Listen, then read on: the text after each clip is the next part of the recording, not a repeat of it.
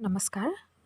आप सभी को हमारे चैनल में फिर से स्वागत करती हूँ। आज मैं पढ़ाने जा रही हूँ सूर्यकांत त्रिपाठी निराला जी के जूही की कली कविता या उसकी व्याख्या करेंगे। तो पहले हम लोगों ने निराला जी के अन्य भी कविताएं पढ़ चुके हैं। आज हम पढ़ने जाएंगे जूही की कली। तो आइए देखते हैं। तो यहाँ पे जूही जो है वो फूल है, मतलब फूलों की कली किस प्रकार खिलती है और किस प्रकार से वो सौंदर्यमय होती हैं और उसे अपनी प्रिय की इंतज़ार होते हैं, और जब प्रिय उसके पास आ जाते हैं तो कैसा लगता है वो यहाँ पे अनुभव किया गया है। तो यहाँ पे कवि ने लिखा है कि विजन वन वल्लरी पर सोती थी सुहाग भरी, स्नेह स्वप्न मग्न अमल कोमल तनु तरंगी जूही की कली। तो कवि ने कहा है कि विजन जंगल में, यानी कि इस सुनसान जंगलों में, इस बल्लरी पर, यहाँ पे इस सुनसान स्थान पे सोती थी सुहाग भरी। ऐसा लगता था जो जूही की कली है वो सुहाग भरी, यानी कि वो अपने आप को सजाए हुए, इस प्रकार सुहागिन जो होती है, स्त्री हो जाती है, ब्याही स्त्री होती है, वो अपने आप को सजा के रखती है। उसी प्रकार जूही की कली क्या है, वो भी अपने आप को सजा के रखी है और वो स्नेह स्वप्न मग्न, यानी कि वो प्यार से सपने देख रही है और सपने में मग्न है। और वो कमल तनु तरुणी, यानी कि वो बहुत ही सुंदर है, जैसे कि सयानी है, तरुणी यानी कि सयानी है। और वो अपने आँखों को आँखों को बंद किए शिथिल पटराक में शिथिल होके वो पत्र के बाहों में वो सोई हुई है, यानी कि जूही की कली क्या है, वो अपने पति के इंतज़ार में अपने आप को सजाए हुए वो सो रही है और सो के वो सपना देख रही है। वासंती निसाथी विरह विठुर प्रिया संग छोड़ किसी दूर देश में था पवन, जिसे कहते हैं मलयानिल। तो बासंती निसाथी मतलब उस समय का वसंत मौसम था और जो रात्रि थी वो बहुत ही सुंदर थी।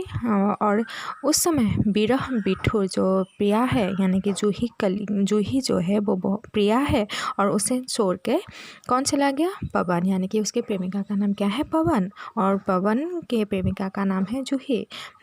तो पवन उसे छोड़ के चला गया था, जिसे हम क्या कहेंगे, मलयानिल। वो मलय अंचल में, यानी कि दूर प्रदेश तक वो पवन जो है वो चला गया। किसे छोड़ के चला गया, जूही की कली को छोड़ के चला गया। आई याद बिछुड़न से मिलने की वह मधुर बात, आई याद चांदनी की ढूंढी हुई आधी रात, आई याद कांता की कंपित कमनीय गाथ, फिर क्या।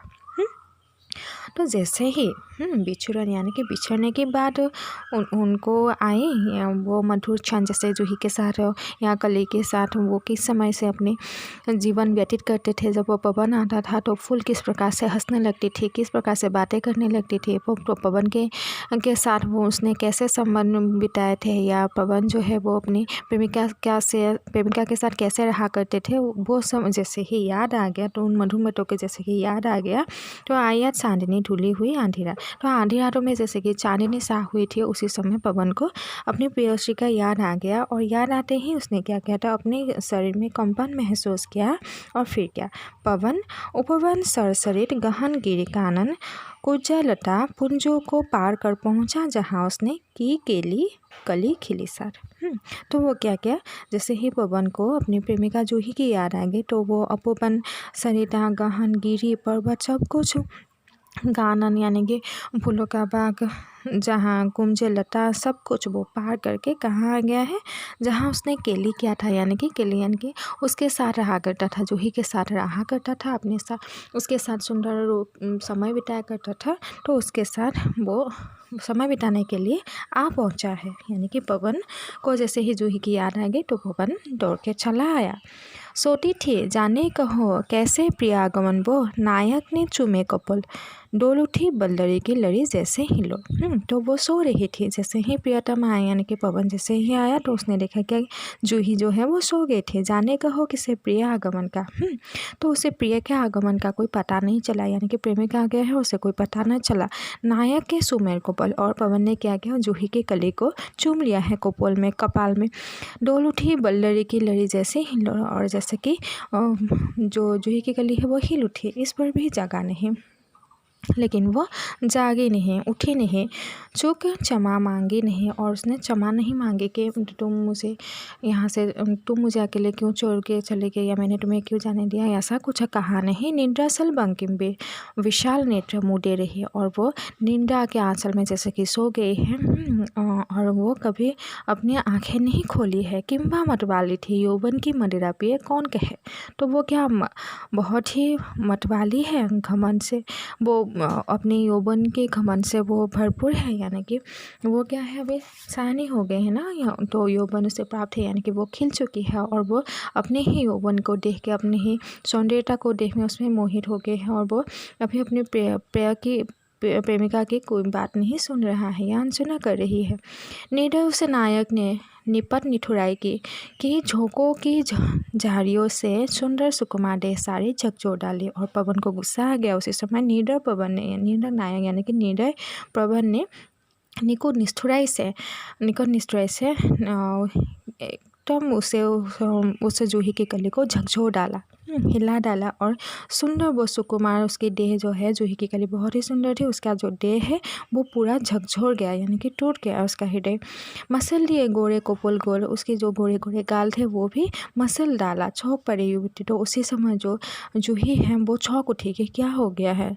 चौकित चितवन्नी से सारों और फेरी और वो चौंक के सारों ओर देखने लगे कि क्या हो गया है।